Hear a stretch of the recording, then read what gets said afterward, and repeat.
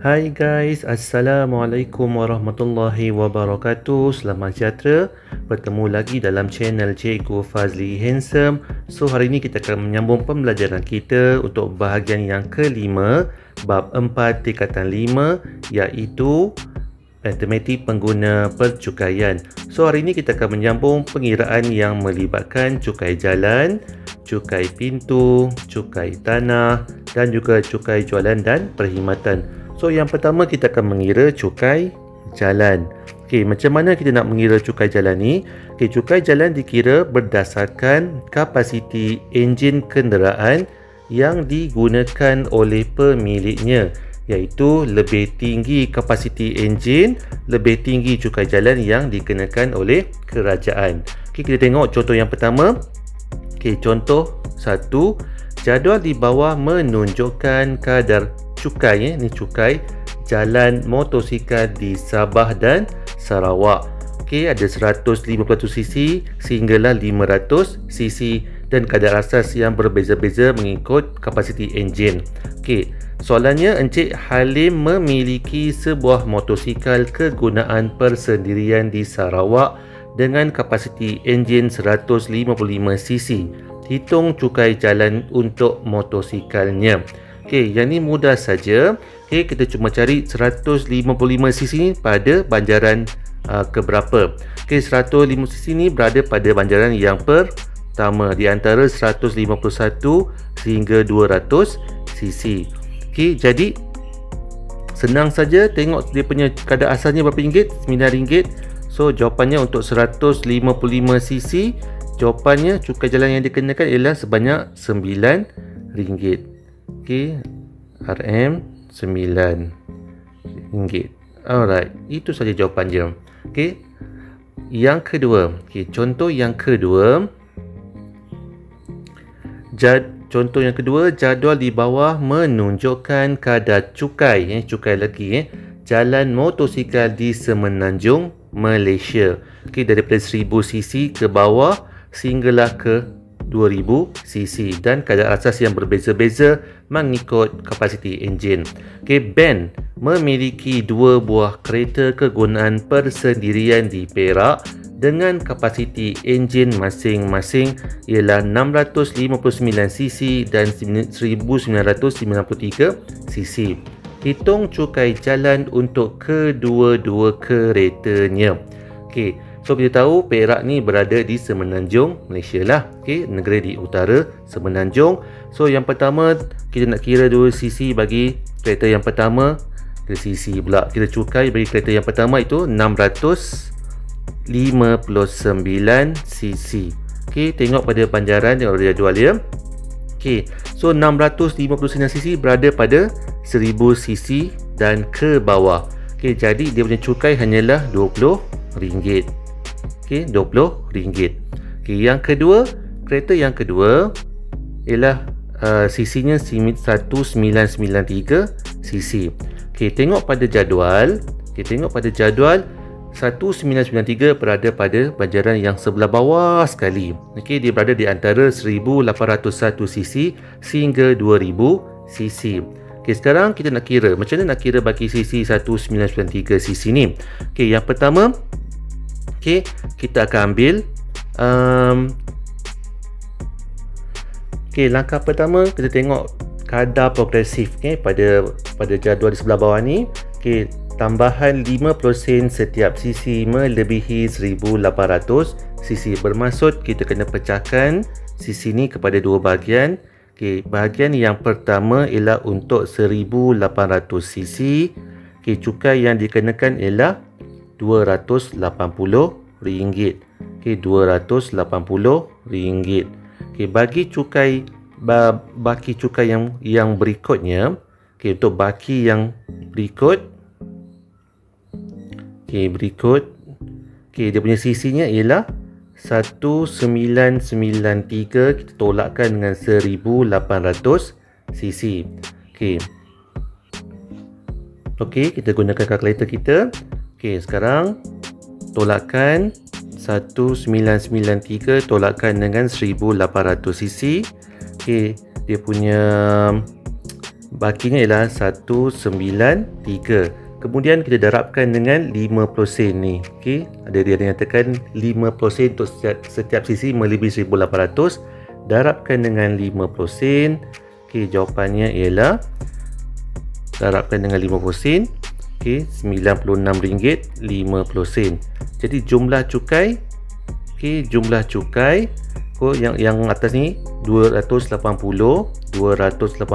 tambahkan dengan baki cukai ni, baki sisi ni RM96.50. So tambah 280, jawapannya ialah RM376.50.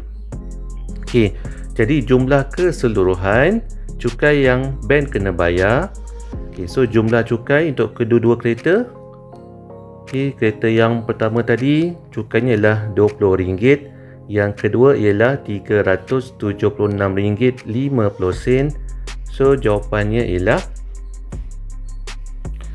RM20 tambahkan 376.5. So jumlah yang dikena bayar ialah RM396.50. Okey, ini ialah kalau dia tanya jumlah cukai, okey, bagi kedua-dua kereta lah. So ini cukai secara satu persatu bagi kereta yang pertama dan juga bagi kereta yang kedua. Alright.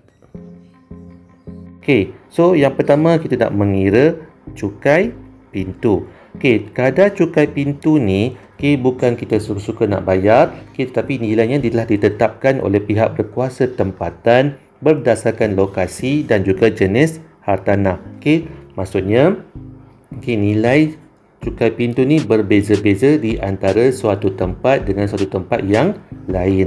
Okey, jumlah cukai yang dibayar ni bergantung pada kadar cukai yang dikenakan atas nilai tahunan. Okey, dia mengikut nilai tahunan. Okey, nilai tahunan ataupun cukai tahunan ni ialah anggaran kasar sewa tahunan yang munasabah dan dijangka akan diperoleh dalam setahun daripada pegangan tertentu jika disewakan. Okey, nilai anggaran kadar sewa tanah ni pun ditentukan oleh pihak berkuasa tempatan.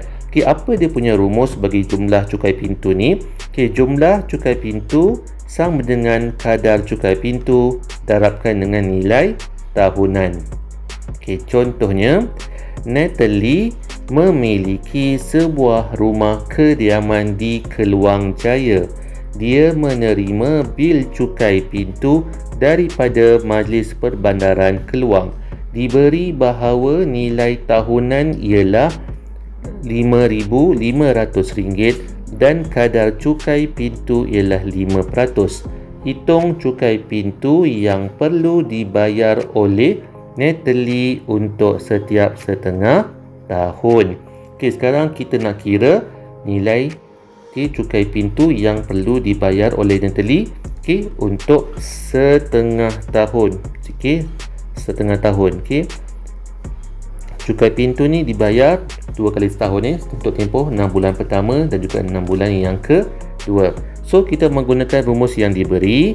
Okey, so jumlah cukai pintu dah sama dengan kadar cukai pintunya berapa tadi? 5%. Okey, 5%. Okey, darabkan dengan nilai sewa tahunannya 5,500. Okey, so kita guna kalkulator. Okey, 5% ialah 5/100.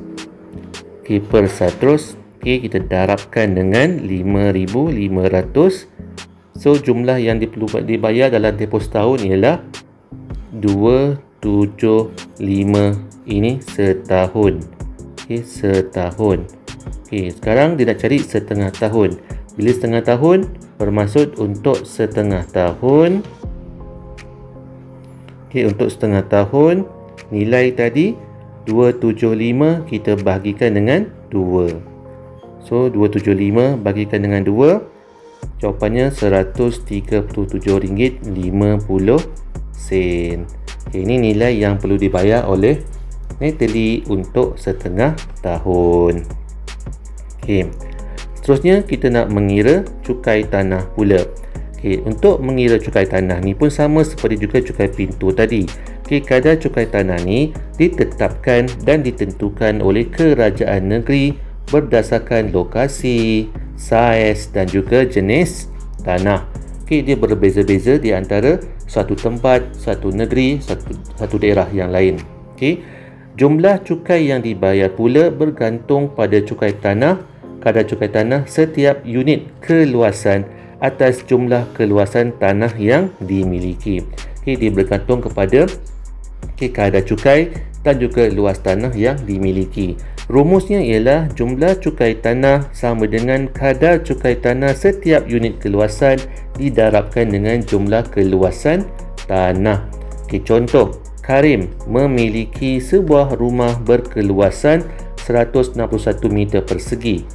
Diberi bahawa kadar cukai tanah yang dikenakan ialah 35 sen setiap meter persegi. Hitung jumlah cukai tanah yang perlu dibayar oleh Karim setiap tahun. Okey, ini kira tahun pula. Okey, yang tadi cukai pintu kira setengah tahun. Bezakan dia punya soalan. So, nak jawab, gunakan rumus yang diberi. Okey, jumlah cukai tanah sama dengan kadar cukainya berapa tadi? 0.30 apa sebut ni? Okey, 35 sen lah ataupun 0.35. Okey, didarabkan dengan keluasan. Okey, berapa keluasan rumah tadi? 161 meter persegi. So, darabkan dengan 161. Okey, kita guna kalkulator. 0.35 darabkan dengan 161, jawapannya ialah RM56.35 setahun. Okay, ini nilai yang perlu dibayar oleh Karim. Okay, so kena bezakan soalan hati-hati. Okay, sebab dia kata kadar dalam unit meter. Okay, kadar dalam unit meter persegi. So bila tengok saiz rumah, okay, pastikan tengok dia punya unit. Okay, sama dalam meter ataupun kadang-kadang diberi dalam kaki. Okey, so tengok. Alright. Yang kelima, kita nak mengira pula cukai jualan dan perkhidmatan. Okey, kadar cukai jualan ni pun telah ditentukan oleh pihak kerajaan sama ada 5% ataupun 10% ataupun kadar-kadar lain bergantung pada barangan yang ditetapkan. Okey, manakala kadar cukai perkhidmatan pula adalah sebanyak 6%. Contoh, Elin telah membeli 2 set nasi ayam berharga RM7 per set dan 2 gelas air jus oren berharga RM2.50 per gelas di sebuah restoran. Diberi bahawa restoran ini mengenakan cukai perkhidmatan sebanyak 6%. Hitung bil makanan dan minuman yang perlu dibayar oleh Elin. Okey, sekarang kita kira dulu harga makanan yang dibayar oleh Elin. Okey, harga makanan apa ni? Okey, harga makanan, harga makanan dan minuman lah. Okey, one set lah harga makanan dan minuman sama dengan, okey, dia beli 2 set nasi ayam harga RM7. Okey, so RM7 darabkan dengan 2 set. Okey, tambahkan dengan air pun sama. Okey, harganya RM2.50 darabkan dengan 2 gelas. Okey, kita boleh kira gunakan kalkulator. Okey, mula-mula 7 darab 2 ialah 14. Okey, tambahkan RM2.50 darabkan dengan 2. Okey, RM5. Jumlahnya ialah 14 tambah 5 ialah RM19. Okey, ini nilai makanan yang asal. Okey, kemudian dia dikenakan cukai perkhidmatan. Okey, kena pula cukai perkhidmatan. Okey, so kita nak tengok cukai perkhidmatan. Okey. Okey, cukai perkhidmatan 6%.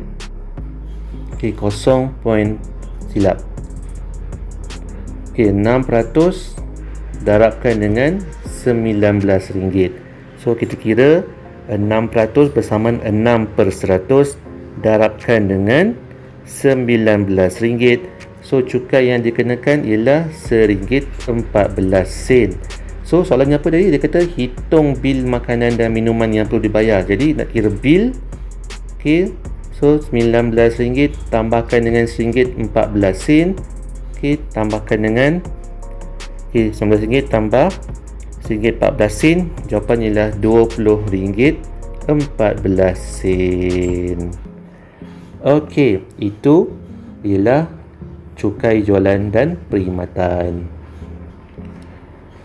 Okey, so perkara yang terakhir sekali dalam bab ini ialah kita nak menyelesaikan masalah yang melibatkan percukaian. Okey, contoh yang pertama, Abu dan isterinya masing-masing mendapat gaji tahunan sebanyak RM72,000, RM72,500 dan RM62,300 pada tahun 2020. Diberi bahawa jumlah pelepasan yang layak dituntut oleh Abu dan isterinya ialah RM58,320.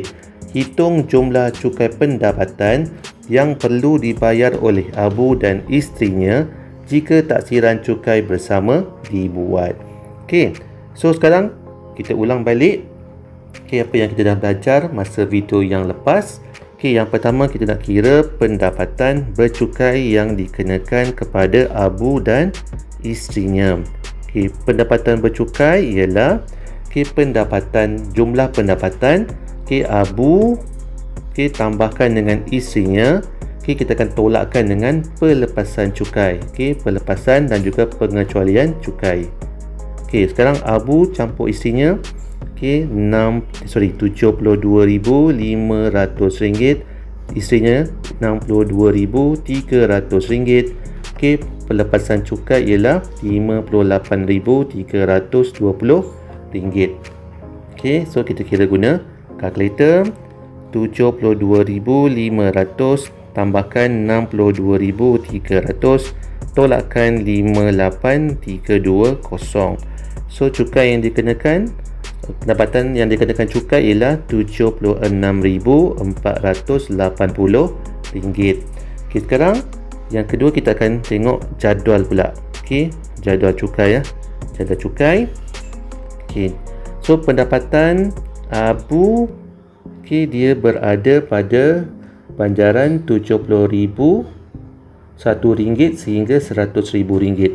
So untuk RM70,000 yang pertama, dia dikenakan cukai sebanyak RM4,600. RM4,600. Untuk baki, untuk baki berikutnya, baki berikutnya RM76,480 tolakkan RM70,000. Kita darabkan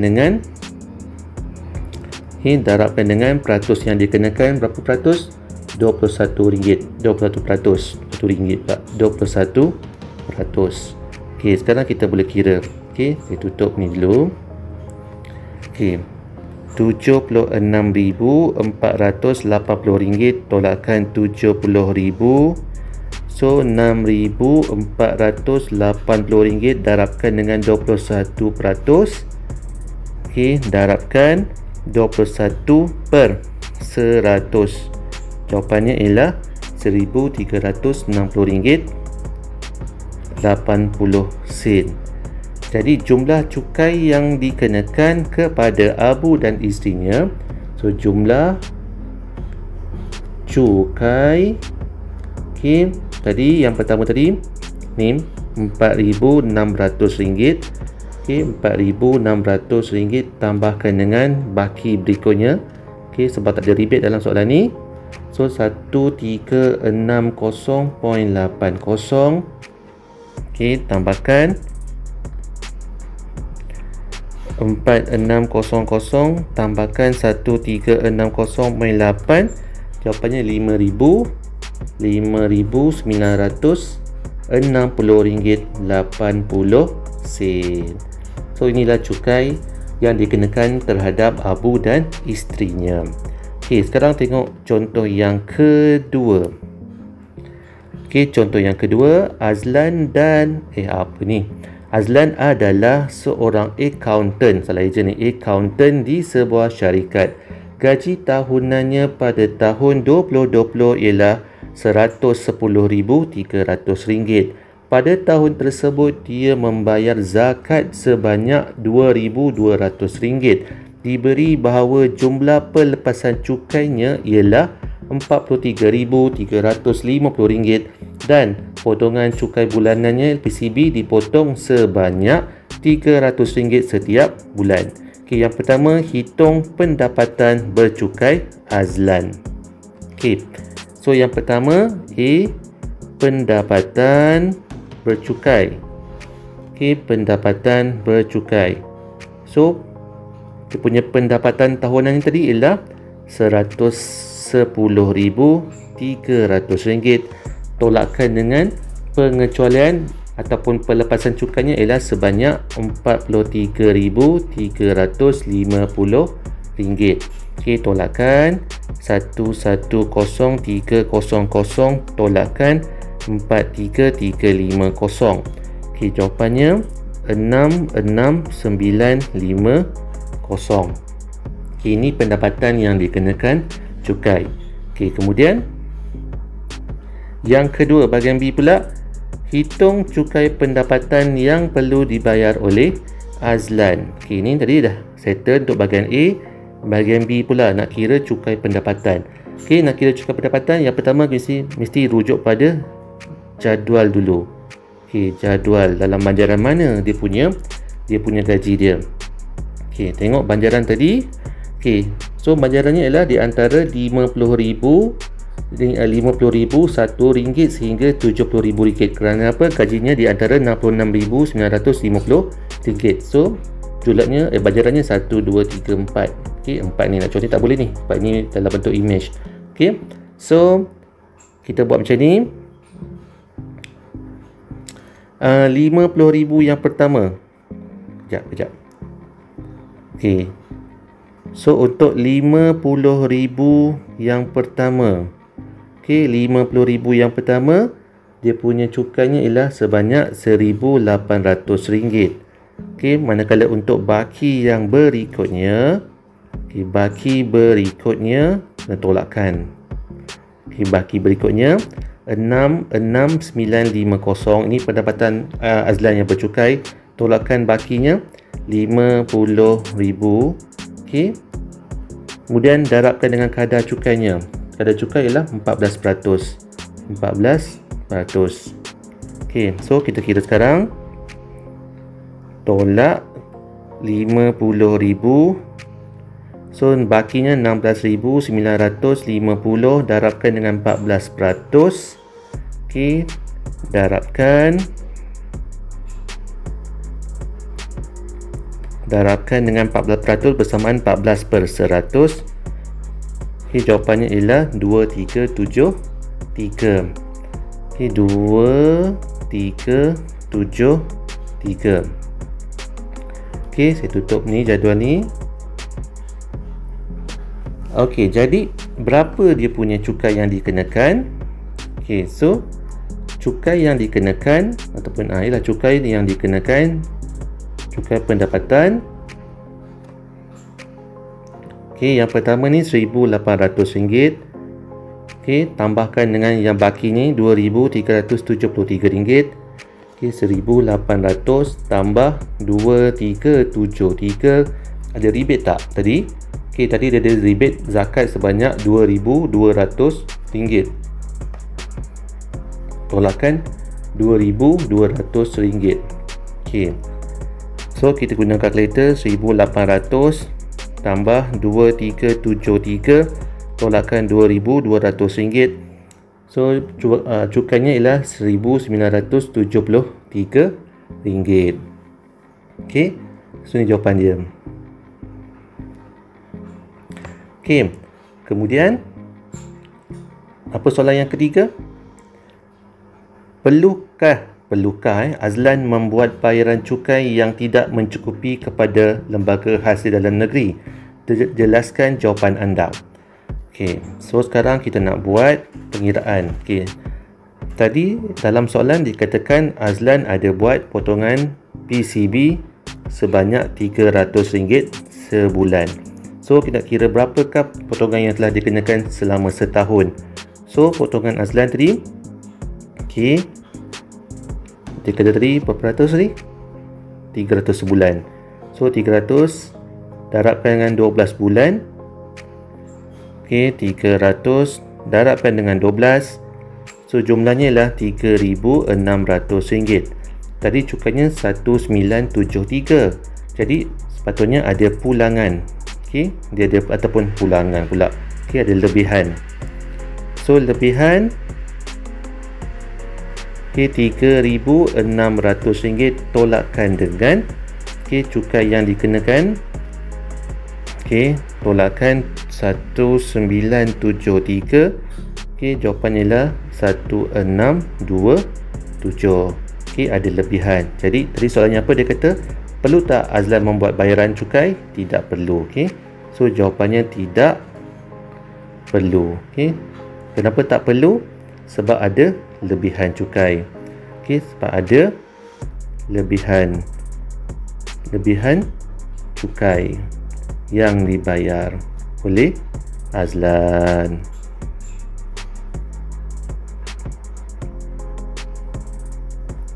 Okey. So kita dah siap mempelajari bab 4 bagi matematik pengguna percukaian. Kita dah kira semua cukai, pendapatan, jalan, pintu, tanah dan juga jualan dan perkhidmatan. Okey, seperti biasa, jangan lupa subscribe channel saya, Cikgu Fazli Handsome. Jika ada sebarang komen, pertanyaan, teguran dan sebagainya, boleh tuliskan pada ruangan komen. Jika inginkan nota-nota yang saya gunakan dalam video saya, boleh subscribe channel Telegram saya, Cikgu Fazli Handsome. Sehingga kita berjumpa lagi untuk video yang akan datang. Bye.